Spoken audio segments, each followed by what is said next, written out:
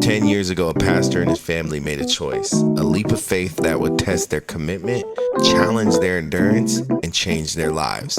A father leaving behind the familiar to shepherd a new flock.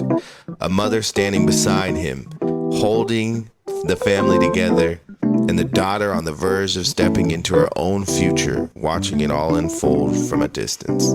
Tonight, they reflect on the sacrifices, the faith, and the road that led them here. Take me back to the moment you knew you had to make this move. What was going through your mind? The thing that was going through my mind was, how were we going to be able to do this? When I say we, I'm talking about me and my family. Maintain what we were doing, what we started doing for St. Paul. Me as the pastor, them as my support, basically. It made me realize that, you know what, we can't live so far away from the church.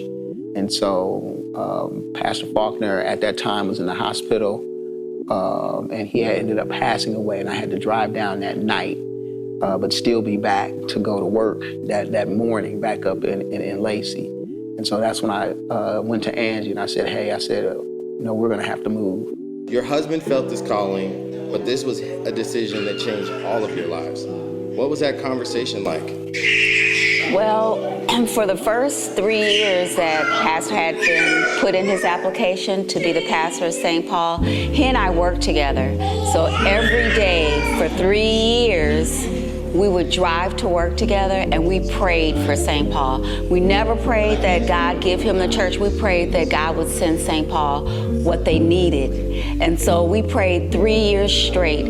And I always felt like whatever God called him to be, I was always going to be a supporter of what that was, because I knew him before Pastor Craig. I knew him before he was called to be the pastor of anybody's church. So I knew that whatever God had for him, that it was for him, and he was going to be great at it because God had called him to it. For many years of our lives, when we were in Germany, people had always told us we would be in ministry together, and he would always say, yeah, whatever. But I knew, and I continued to pray for him. At the same time this was happening, you were finishing college. What was that like for you? Did you feel like you were torn from starting your own future if you stayed back instead of coming? I was excited for my parents. I was a little nervous. I remember them talking about it to me and how long it was taking for St. Paul to make a decision. But they were excited, so I was excited, and I was ready to go on that journey with them. St. Paul, Missionary Baptist Church.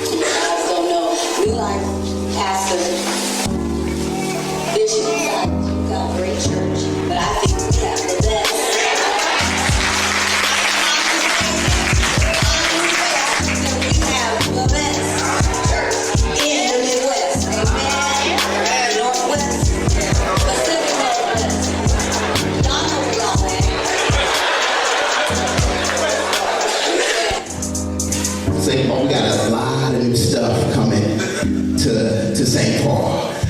As I told you once before, I'm really keen on technology, so I like technological stuff. Amen.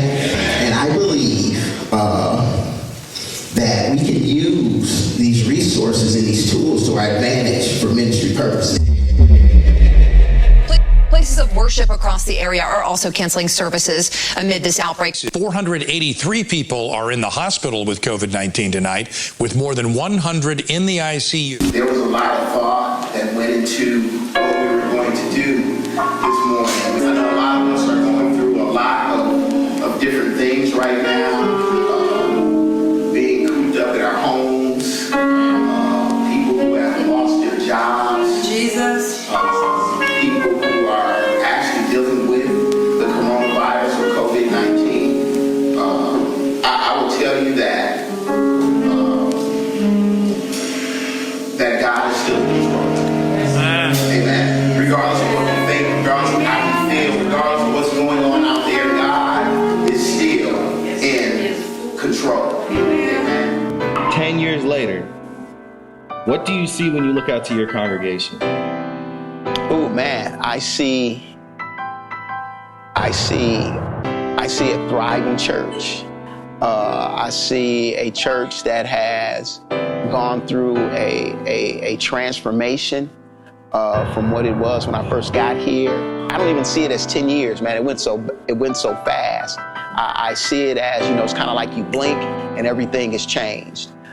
So I have to pinch myself every now and again and say, wow, God, look at this. Look at what you've done. Look what you've allowed us to do, by depending on you and the things you've allowed us to do through St. Paul for the community of North Portland. So, man, I am elated about these 10 years, and especially this 10th year, because these last couple of years, God has really grown this church, and it's amazing. It is amazing. Pastoring, preaching, ministering is a weight. Amen. And it is a heavy weight. And there are some things that I have gone through as a pastor and as a minister I never want my daughter to go through. And I know that it is for a time such as this.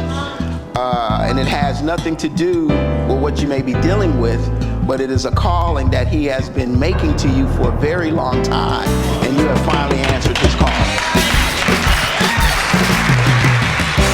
This has been a great journey, and I'm willing to do it for another 10, 20 years with Him.